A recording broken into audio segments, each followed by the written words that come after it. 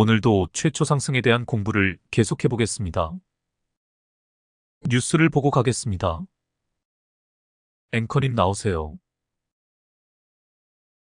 유한양행 기술 수출 항암제 렉나자와 유사한 유력 후보로 평가받는 IMB102, 최근 미국 시리즈 A에서 1억 달러 규모의 투자 유치에 성공하면서 원개발사인 Y바이오로직스의 시장에 이목이 쏠리고 있다. 시가총액 1,600억 원에 불과한 이 회사가 신약 개발 하나로 현재 코스닥 시총 1위까지 오른 알테오젠과 약 100배의 기업가치 차이를 보이고 있기 때문이다. 한국거래소에 따르면 이 회사의 주가는 지난 6일 15.15% 상승을 기록 11,100원에 거래를 마쳤다. 그 같은 날 국내 증시가 글로벌 경기 침체 우려가 이어지면서 제약바이오 상승 종목이 몇 안 됐던 만큼 이날 Y바이오로직스의 존재감은 상대적으로 더 컸다는 분석이다. 기술적으로 보면 지난달 5일 이 회사의 주가가 신저가인 7,570원까지 주저앉은 뒤 반등에 성공해 이날까지 47% 급등한 결과다. Y바이오로직스는 2007년 설립돼 기술 성장을 인정받아 지난해 12월 특례로 코스닥 시장에 입성했다. 이 회사는 항체 디스커버리 플랫폼 기술을 기반으로 후보 항체를 확보한 후 독자적으로 항체 치료제를 개발하거나 파트너사의 플랫폼 기술과 융합해 공동으로 첨단 바이오 약품을 개발하고 있다. 국내 바이오텍인 IM바이오로직스의 신약 후보 물질을 지난 6월 총 9억 2,475만 달러 하나 약 1조 2,400억 원에 인수한 미국 바이오텍 내비게이터 메디신이 시리즈 A 단계에서 1억 달러 약 1,340억 원 규모의 투자 유치에 성공했다는 소식이 호재로 작용했다. 원 물질은 HK 이노엔과 Y바이오로직스가 공동 개발했는데 특히 Y바이오로직스의 항체 플랫폼 기술이 조명된 것이다. 업계에 따르면 현재 내비게이터 메디신이 보유한 파이프라인은 IM바이오로직스로부터 인수한 IMB101과 IMB102가 전부로 앞서 HK 이노엔과 Y바이오로직스는 기술 이전 형태로 해당 파이프라인을 IM바이오로직스에 넘긴 바 있다. 현재 미국 현지에서도 시리즈 A 단계에서 1억 달러 유치는 상당히 큰 규모로 여겨지고 있는 만큼 해당 물질에 대한 관심이 집중되고 있는 것으로 전해지고 있다. 일반적으로 시리즈 A는 시장의 검증을 마친 뒤 시제품, 신약 후보 물질 등을 개발하고 시장 진출을 준비하는 단계에서 받는 초기 자금을 말한다. 이로 인해 일각에서는 해당 물질이 제2의 렉나자가 될 유력한 후보로 평가하고 있다. 앞서 이 후보 물질은 지난달 중국 화동제약에도 3억 1,500만 달러 약 4,220억 원 규모로 기술 이전했다. 미국 내비게이터 메디신의 계약 지역은 아시아를 제외한 글로벌 지역으로 중국 화동제약은 한국, 북한 및 일본을 제외한 아시아 대상 지역이다. 기술 이전으로 Y바이오로직스는 제3자 기술 이전에 따른 약정된 지분율에 따라 수익을 분배받을 예정이다. 업계에서는 해당 물질이 제2의 렉나자가 될 유력한 후보로 점치고 있다. 내비게이터 메디신은 지난 6월 바이오로직스로부터 자가질환 면역 파이프라인 IMB101과 IBM101을 기술 도입한 바 있다.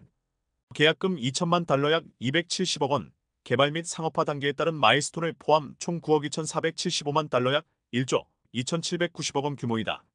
아시아 지역을 제외한 글로벌 지역 권리를 포함하는 딜이었다. 즉 내비게이터 메디신의 이번 투자는 IMB 파이프라인 추가 임상 개발을 위한 것으로 미국 현지에서 해당 파이프라인에 대한 높은 기대감을 입증한 사례라는 게 업계 평가이다. IMB101은 OX401과 TNF를 동시에 타겟팅하는 자가 면역 질환 이중항체 신약이며 현재 미국에서 임상 일상 시험을 진행 중이다. 해당 물질이 세계적인 관심을 받는 이유는 OX401과 TNF를 동시 타깃하는 치료제가 없다는 점. 사노피가 OX401 타깃 치료제로 아토피 적응증 임상 이상에서 상당한 효과를 입증했다는 점, IMB101이 전임상에서 휴미라를 능가하는 효능을 입증했기 때문이다. 바이오로직스 관계자는 전임상에서 휴미라보다 높은 효능을 확인했고, 이런 배경을 통해 FDA로부터 임상 일상 승인을 한 번에 받았다며 현재 OX401 타깃 치료제가 없는 상황에서 사노피가 임상 이상을 통해 효능을 입증한 것도 가능성이 확인된 OX401의 타깃 후보 물질에 대한 관심으로 이어진 것으로 판단한다고 말했다.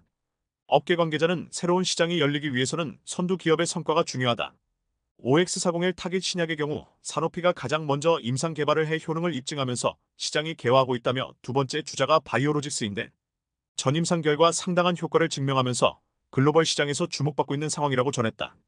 IMB 파이프라인 원개발사는 HK 이노엔과 Y바이오로직스다. 두 회사가 후보 물질을 공동 발굴하고 Y바이오로직스를 중심으로 개발이 진행됐다.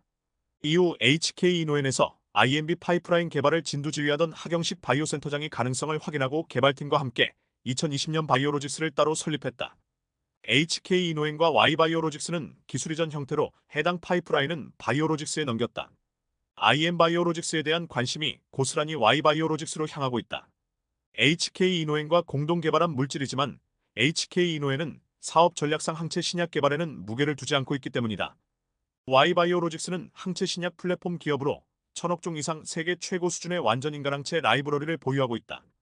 여기에 카티와 1세대 항체 치료제를 뛰어넘는 효능이 입증된 플랫폼 기술을 확보했다. 자체 플랫폼인 앨리스는 T세포 경로 변경 이중항체라는 독특한 기술이다. 앨리스 플랫폼도 개발했다. 회사 측에 따르면 암세포와 선택적으로 결합하는 항체와 면역세포 활성화 항체를 융합할 경우 암세포 주변에 특이적으로 면역세포를 활성화한다. 글로벌 빅파마 암젠이 개발한 T세포 이중항체 플랫폼인 바이트 대비 우수성도 인정받고 있다. 회사 측에 따르면 바이트 개발자가 Y바이오로직스 기술을 보고 처음 보는 기술이라고 깜짝 놀랐을 정도다. 실제로 Y바이오로직스는 최근까지 총 7개 기술 이전을 성사시켰다. 프랑스 피에르 파브르의 항암 타깃 항체 약물 YBL003을 총 8,620만 유로 규모로 기술 이전했고, 네고캠바이오와 공동 개발한 ADC 신약 후보물질은 미국 픽시스 온콜로지에 총 2억 9,400만 달러 규모로 기술 수출됐다.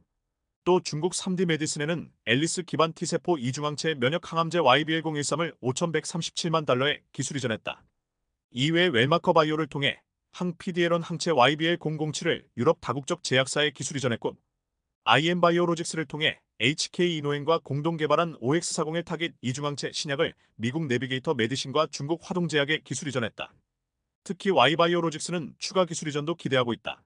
Y바이오로직스 관계자는 우리가 HK 이노엔과 공동 개발하고 IM바이오로직스가 후속 개발한 파이프라인으로 내비게이터가 투자 유치한 금액이 1억 달러라고 하는 것은 굉장히 의미 있는 숫자라며, Y바이오로직스는 이번 기술 이전으로 총 8개 기술 이전을 했다. 공동 혹은 단독으로 벌써 크고 작은 기술 이전을 했다는 것은 신약 개발 기업으로서 포텐셜을 증명했다고 본다고 말했다. 이어 현재 공동 개발을 하고 있는 것도 많고 항체도 많이 있다. 앞으로도 기술 이전은 계속 나올 것으로 기대한다고 덧붙였다. 이상입니다. 저는 주식시장을 바라보고 있으면 가끔 이런 생각이 듭니다. 주식시장은 동화의 나라이면서 동시에 마법학교라는 생각이 듭니다. 제가 드리고 싶은 말씀은 선견지명이 필요하다는 이야기입니다. 한치 앞도 알 수 없는 것이 우리네 인생입니다. IMF 외환위기에 대해 상기해 보시길 바랍니다. 그 당시 그 누구도 우리나라에 국가 부도 위기가 닥쳐올 것을 예상하지 못했습니다. 올해 초만 해도 알테오젠이란 기업이 있는지조차 모르던 사람들이 많았을 것입니다. 이러한 동화의 나라이자 마법학교인 주식시장에서 큰 수익을 창출하는 고수들은 분명 선견지명을 가진 사람들입니다. 조선업의 빅사이클이 돌아올 것이라는 것, 우리나라 방산산업에 있어서 국제정세에 따른 호황의 시기가 이어질 것이라는 것을 미리 예상을 했던 사람들은 올해 주식 투자를 통해 큰 수익을 거두었을 것임에 틀림이 없습니다. 제가 주식 투자를 제대로 하기 위해서는 예언자의 기질이 필요하다고 했습니다. 미래를 내다보는 선견지명이야말로 우리에게 가장 필요한 덕목이 아닐 수 없습니다. 사실 저는 전문가가 아니기에 제약 바이오 섹터에 대해 잘 모릅니다. 그냥 단순하게 기술 이전이라는 뉴스가 나오면 아, 이거는 뭔가 있다 라고 느끼고 종목 공부를 해봅니다. Y바이오로직스란 기업은 상장한 지 얼마 되지 않아 많은 자료가 없습니다. 게다가 명확하게 책정된 확실한 캐시카우가 아직 없다고 할 수 있습니다. 기껏해야 계약 연구 서비스와 2024년부터 2026년까지 확정 계약인 공동 개발을 통한 매출인데, 장기적으로 Y바이오로직스가 목표로 하는 매출을 달성하기 위해서는 기술 이전 성과가 필수적임을 알 수 있습니다. 회사가 공개한 기술 이전 현황이 허가용 비임상, 전임상, 임상 1상이라는 점은 아직 갈 길이 멀다는 뜻입니다. 기술 이전 성과는 인정할 만하지만 아직 초기 임상으로 파이프라인의 가능성을 탐색한다는 점에서 임상 이상을 넘어 3상 그리고 10판까지 마일스톤을 쌓을 수 있을지는 좀 더 시간을 두고 지켜볼 필요가 있을 것 같습니다. 실제 많은 국내 제약사가 기술 이전 성과 이후에도 파트너사가 임상을 진행하지 않고 포기하는 경우가 심심치 않게 발생하고 있으며, 초기 단계의 기술 이전이 활발해지는 이유도 글로벌 제약사가 위험 부담을 낮추기 위한 목적이 존재하기 때문입니다. 하지만 우리나라 제약 바이오 기업들이 성장 단계에 들어선 것은 틀림이 없습니다. 또한 바이오 의약품 시장도 지속적으로 성장하고 있는 것이 틀림이 없습니다. 이러한 정황 속에서 제2의 알테오젠을 찾아내는 것이 우리의 숙제입니다. Y바이오로직스는 2007년 설립된 항체 신약 개발 플랫폼 기업으로 총 4개 항체 신약 플랫폼 기술과 12종의 공동 개발 파이프라인을 보유하고 있다고 알려져 있습니다. 항체 디스커버리 플랫폼 기반의 자체적인 신약 개발뿐만 아니라 파트너사와 공동 개발, 플랫폼 기술을 통한 계약 연구 서비스 등을 주요 사업 모델로 삼고 있습니다. 동사는 맞춤형 신약 개발을 통해 전임상, 임상 1상 단계에서 기술 이전 및 조기 상업화를 통한 수익 창출을 기본적인 사업 전략으로 가지고 있습니다. 그러므로 지속적인 신약 후보물질 발굴로 글로벌 기술 이전 기회를 확대하고 파트너사와 공동 개발을 통해 사업 기회를 확장하는 과정에서 이번 기술 이전 계약은 꽤 의미 있는 행보라 할 수 있습니다. 지속적인 관찰이 필요한 기업임에 틀림이 없습니다. 지난 시간에도 이야기했지만 지속적인 관찰이 중요합니다. 미래 전망이 뚜렷한 유망한 기업을 발굴해내고 꾸준히 관찰해가는 것, 그리고 그 기업의 가치가 주식시장에서 부각되기 시작하는 초기에 타점을 잡아내는 것, 이것이 우리가 해야 할 일의 전부라 할 수 있습니다. 차트로 가보겠습니다. 차트를 보기 전에 한 가지만 더 짚고 넘어가겠습니다. 전 세계 제약회사들은 모두 암 정복을 꿈꾸고 있습니다. 하지만 현재 나와 있는 항암제의 경우 완치는커녕 수명을 짧게는 한 달에서 길게는 몇 년 정도 늘려줄 뿐입니다. 암과 면역이 밀접한 관계가 있다는 것을 인식하는 것이 중요합니다. 우리 몸에서는 매일같이 수많은 세포가 소멸되는 동시에 새로이 복제됩니다. 건강한 사람의 경우 세포가 비정상적으로 복제되면 면역세포가 바로 달려와 공격해줍니다. 건강한 면역은 외부 병균이 우리 몸에 침입했을 때에도 물리쳐줍니다. 그래서 3세대 항암치료 요법으로 면역 항암제 연구가 활발히 진행되고 있습니다. 면역세포가 재기능을 하는 건강한 사람의 경우 자가 면역치료 시스템이 스스로 암세포를 공격합니다. 이때 가장 중요한 공격수가 T세포라고 불리는 면역세포입니다. 하지만 암 환자의 경우 면역세포가 암세포를 감지하지 못하고 그냥 지나쳐버립니다. 그 결과 암세포가 무자비하게 증식하는 것이죠. 그렇다면 면역세포는 암세포와 정상세포를 어떻게 구분할까요? 면역세포가 암세포를 알아채는데 중요한 역할을 하는 것이 바로 항원항체라는 단백질입니다. 암세포의 항원과 면역세포의 항체가 마치 자물쇠와 키처럼 서로 맞물리게 되면 면역세포가 암세포에 딱 달라붙어 공격할 수 있게 됩니다. 하지만 나쁜 암세포가 열쇠 구멍의 모양을 변형시켜 속임수를 쓰는 순간 면역세포는 암세포를 그냥 지나쳐버립니다. 마치 아무리 열쇠를 넣고 돌려도 열리지 않는 문과 같습니다. 그 결과 암세포는 아무런 방해나 공격 없이 2배, 100배, 1000배로 늘어나게 되고 우리 몸 안에 종양이 생겨나는 것입니다. 카티세포 치료제는 이런 암세포의 변형된 자물쇠 구멍의 모양을 연구해서 그 모양에 딱 맞는 열쇠를 환자 개개인의 면역세포에 붙여주는 것입니다. 내 면역세포로 만든 치료제이기 때문에 항암 효과도 높고 거부 반응도 낮은 편입니다. 모두가 꿈꾸는 항암제라 할 수 있습니다. 하지만 아직까지 림프종, 골수종, 백혈병 등 혈액암 치료에만 제한된 상황입니다.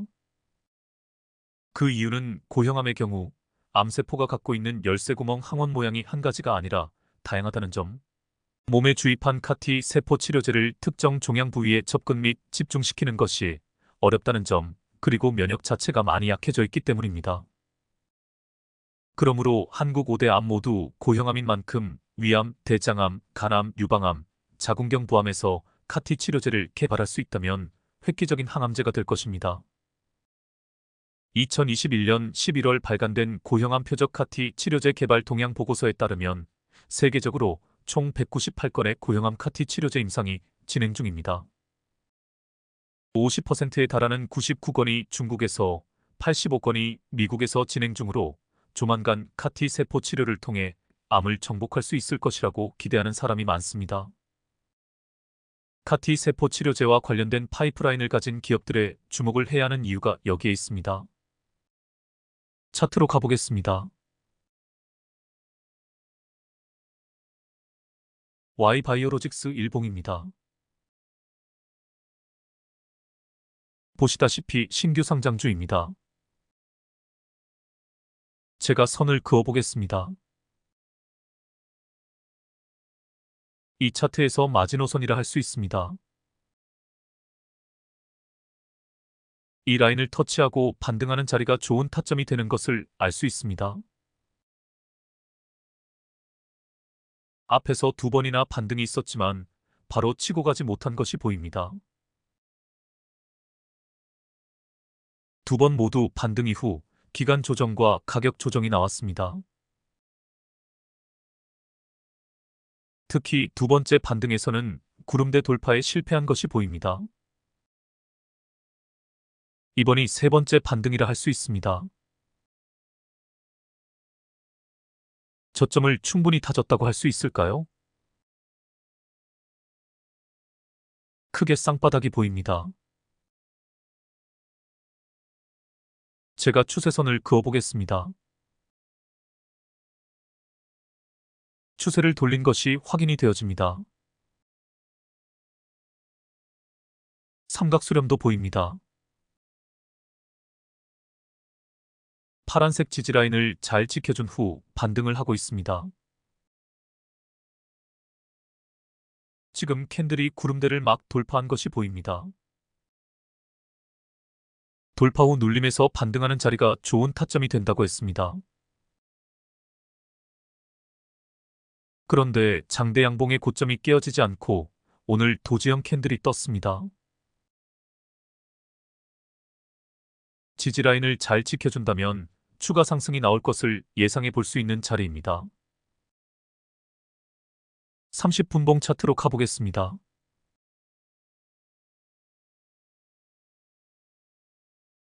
좋은 타점이 나온 자리에 표시를 해보겠습니다.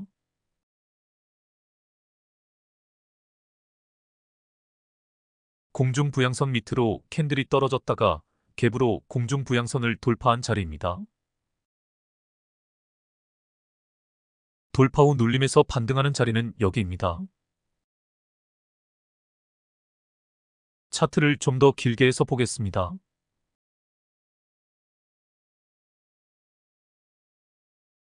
앞쪽에서도 좋은 타점이 보입니다. 제가 표시를 해보겠습니다. 공중부양선 안쪽으로 들어온 캔들이 공중부양선을 터치하고 반등하는 자리입니다. 차트상 지지라인을 터치하고 반등하는 자리는 언제나 좋은 타점이 됩니다. 그 지지라인은 어떤 지지라인이라도 상관이 없습니다. 이평선이 될 수도 있고 공중부양선이 될 수도 있고 이므로 그은 저지바가 될 수도 있습니다. 터치하고 반등하는 자리는 눌림목 매매에서 항시 최고의 타점이 됩니다. 또 표시를 해보겠습니다. 역시 터치하고 반등하는 자리입니다. 그리고 앞서 잡은 타점, 그러니까 이 자리가 황금 타점이 되는 이유가 있습니다. 바로 이 자리가 이평선이 밀집된 자리입니다. 힘이 응축되어 있는 자리입니다. 이평선들이 밀집된 자리에서 터치하고 반등을 한다면 최고의 타점이 됩니다. 이런 맥점에서 타점을 잡아내는 것이 실력입니다. 물론 장중 대응이 가능해야 정확한 타점을 잡아낼 수 있지만 전날 예측샷으로 들어가 볼 수 있습니다. 차트를 다시 최근 부분만 확대해서 보겠습니다. 급등이 나오기 전날 상황에 주목해 보시길 바랍니다. 제가 표시를 해보겠습니다. 하얀 부분에 주목을 해보시길 바랍니다. 공중부양선을 깨고 내려간 주가가 장 막판에 살짝 반등을 한 것이 보입니다. 공중 부양선을 돌파하지는 못했습니다만 돌파하기 직전입니다. 지금 이 자리가 이평선이 밀집된 자리입니다. 돌파를 충분히 예상해 볼 수 있는 자리인 것입니다. 만일 하락 추세가 이어질 것이었다면 여기서 주가가 밑으로 줄줄 흘러야 합니다. 이런 자리에서 예측샷 개념에서 종가의 타점을 잡아볼 수 있는 것입니다. 다시 차트를 늘려서 보겠습니다. 앞 구간에서 한번 시세가 나왔습니다. 제가 표시를 해보겠습니다. 이 구간입니다. 이후 저항 라인에서 밀리자 조정이 나왔습니다. 하지만 다시 공중 부양선 안쪽으로 캔들이 들어섰습니다. 여기입니다. 하락세를 극복했다는 의미입니다. 주포는 반등시킬 타이밍을 노리고 있습니다. 반등이 나오기는 나왔습니다. 이 구간입니다. 반등이 살짝 나오고 다시 조정이 나옵니다. 하지만 공중 부양선을 크게 깨지 않고 있습니다. 이럴 때 눈치를 채는 것입니다. 아, 요 새끼 봐라.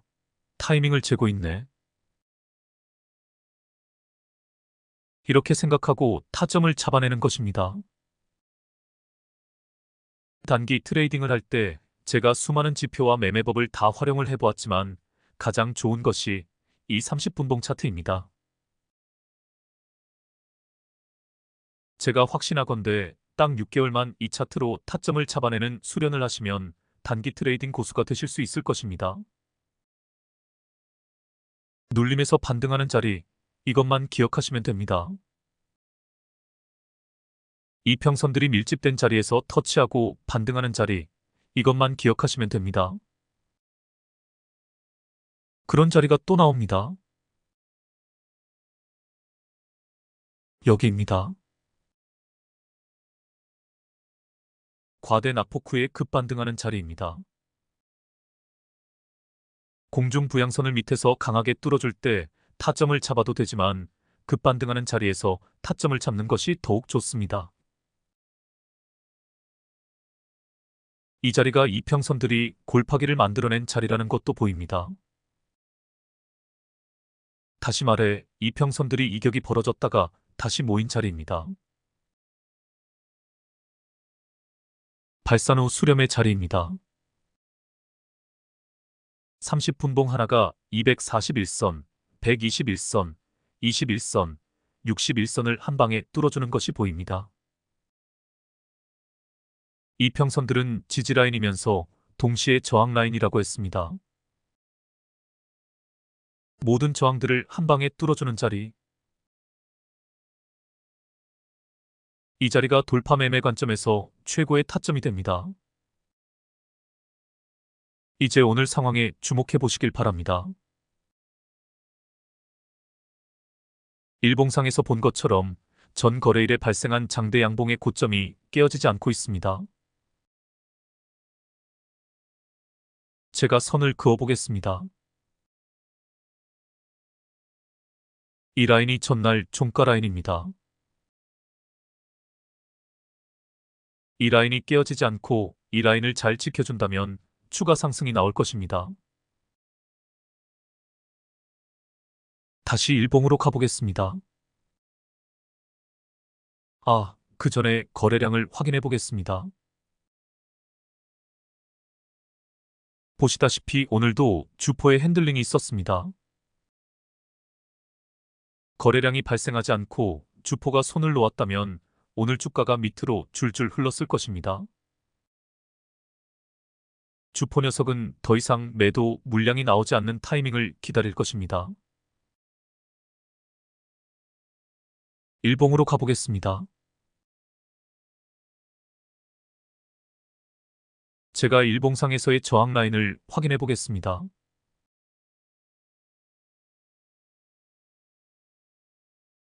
이 차트에서 가장 중요한 저항 라인이라 할 수 있습니다. 이 라인을 돌파하면 이 라인보다 더 중요한 저항 라인과 매물대가 버티고 있는 것이 보입니다.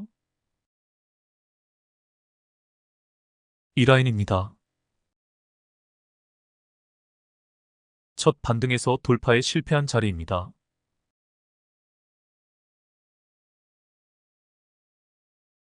아래 저항 라인을 돌파하더라도 이 라인을 돌파하는 것이 쉽지 않을 것이 충분히 예상이 되어집니다. 저 엄청난 매물들을 소화하기 위해서는 막대한 매수세가 들어와야 합니다. 강력한 주포의 핸들링이 나와야 저 라인을 돌파할 수 있을 것입니다.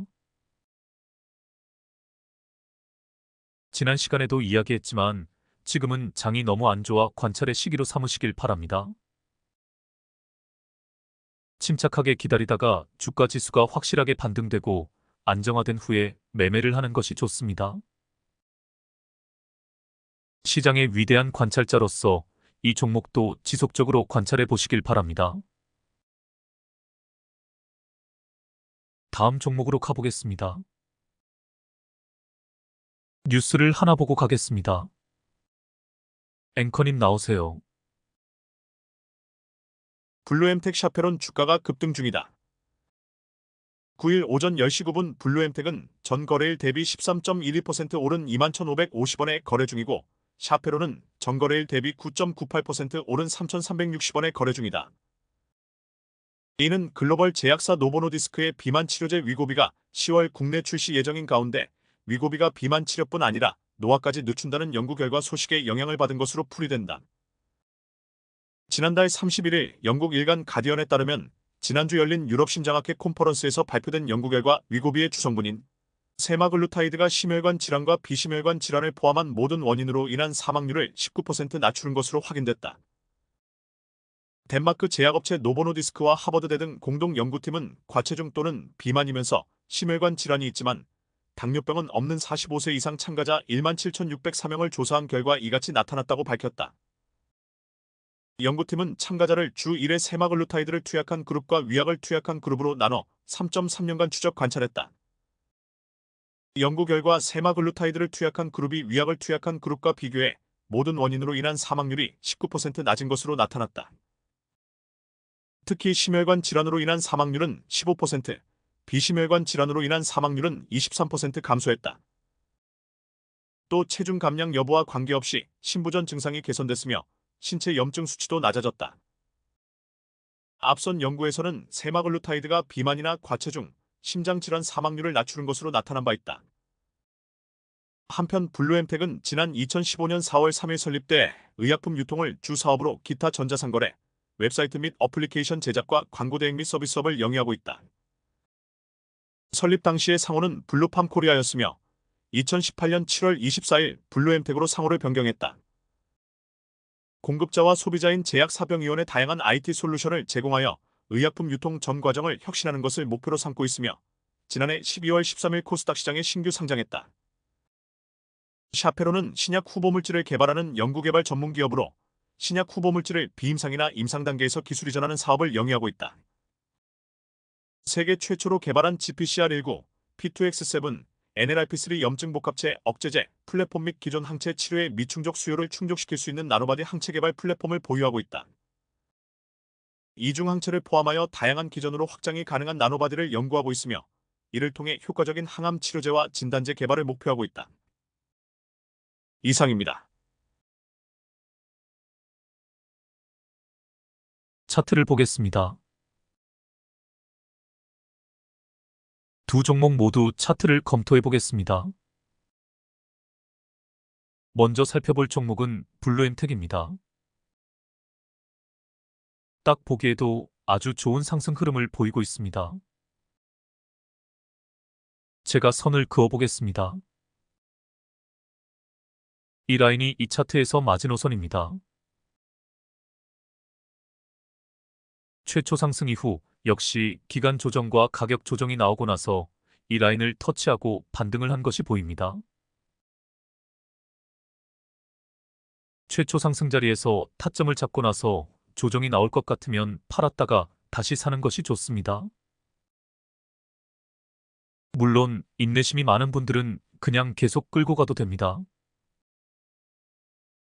볼벤 바닥에서 거래량이 터지면 주포 세력의 본격적인 핸들링이 시작되었다는 신호가 됩니다. 놈들은 주가를 그냥 끌어올리지 않습니다. 반드시 개미를 털고 갑니다. 그러므로 단기 대응에 자신이 없는 분들은 그냥 계속 끌고 가는 것이 좋습니다. 혹은 최초 상승 이후 눌림에서 반등할 때 타점을 잡는 것도 하나의 방법이라 할 수 있습니다. 차트를 최근 부분만 확대를 해보겠습니다.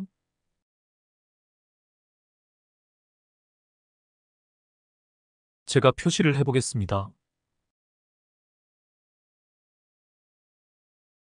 이 자리가 볼벤 바닥에서 최초로 거래량이 터진 자리입니다. 여기서 타점을 잡고 단기 대응을 하는 것이 좋습니다. 단기 고점에서 팔았다가 여기서 다시 타점을 잡는 것입니다. 첫 개미털기 이후 반등을 하는 자리라고 할 수 있습니다. 거래량에 주목해 보시길 바랍니다. 조정 후 반등하는 자리가 마지노선을 터치하고 반등을 하는 자리이면서 최저 거래량 뒤 양봉이 뜬 자리이기도 합니다. 이렇게 최초 상승 이후 주포놈은 가격 조정과 기간 조정을 주고 나서 다시 주가를 부양시킵니다. 그러므로 최초 상승 때 타점을 잡지 않고 침착하게 기다렸다가 조정 후 반등할 때 타점을 잡는 것이 더 현명한 선택입니다. 상승 과정에서도 최저 거래량 기법으로 좋은 타점을 잡아낼 수 있습니다. 여기입니다. 도지 캔들이 뜬 자리이면서 최저 거래량 뒤 양봉이 뜬 자리입니다. 거래량에 주목해 보시길 바랍니다. 최저 거래량 뒤 양봉이 보이시나요? 이 자리입니다.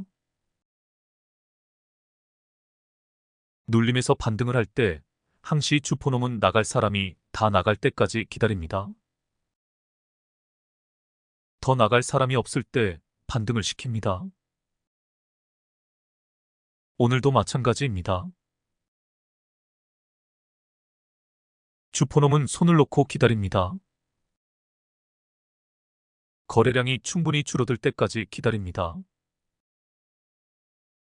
그러다가 기습적으로 반등을 시킵니다. 정확히 13일선을 터치하고 반등을 하고 있는 것도 보입니다.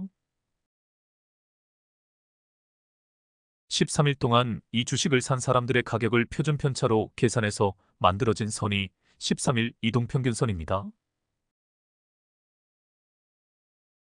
매수자와 매도자가 사고 파는 과정의 평균 가격으로 만들어진 선이기에 이 자리가 매수자들의 평균 가격이라 할 수 있습니다.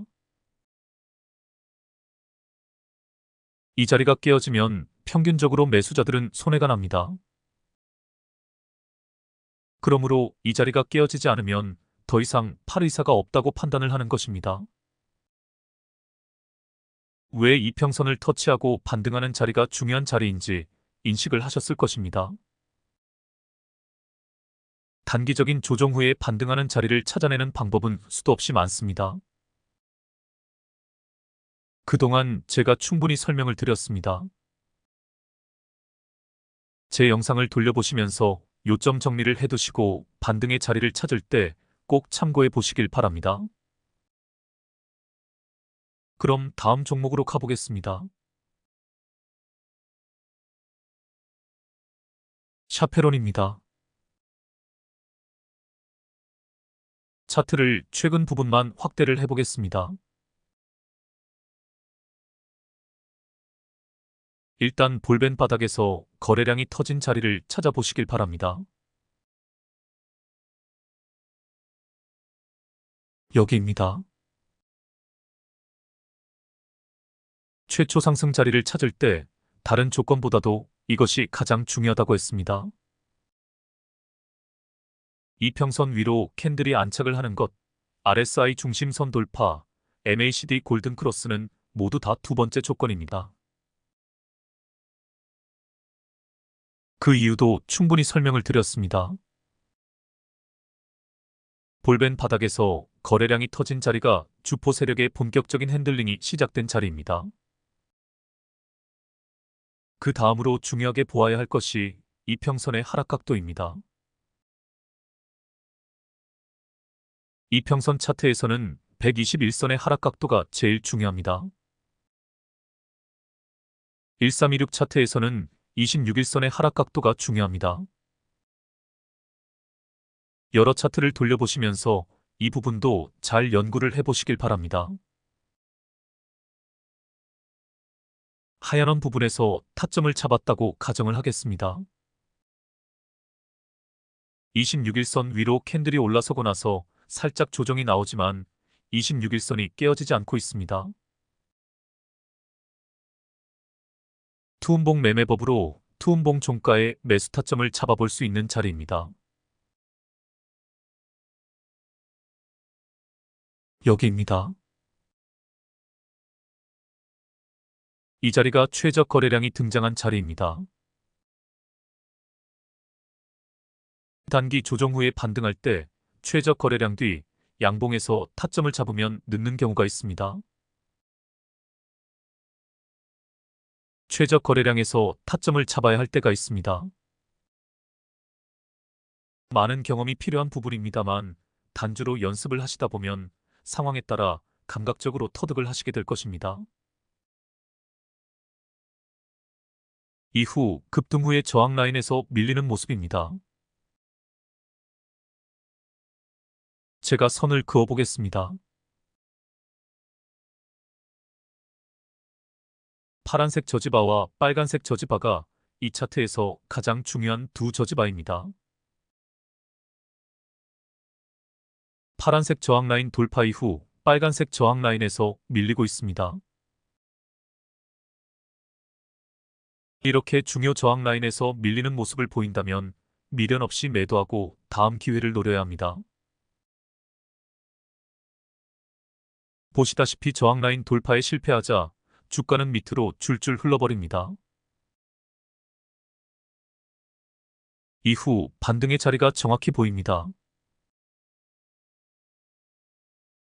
도지형 캔들도 보이고 최저 거래량 뒤 양봉도 보입니다. 더 안전한 자리는 여기입니다.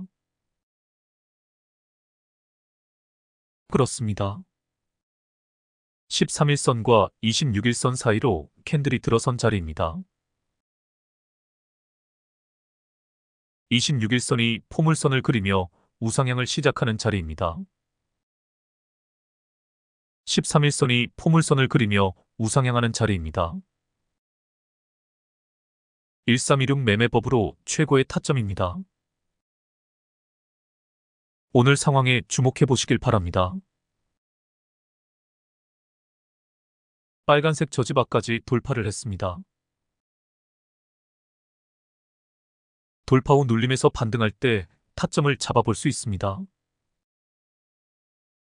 가장 중요한 저항 라인 두 개를 모두 돌파를 했기에 이제 가볍게 날아갈 것입니다. 상대적으로 위에 매물대가 별로 없는 것이 보입니다. 단주로 연습해 보시길 바랍니다. 타점을 잡을 때는 30분봉 차트를 활용하는 것이 최고입니다. 오늘은 이것으로 마치겠습니다. 그럼 다음에 뵙겠습니다. 좋은 밤 되시길 바랍니다.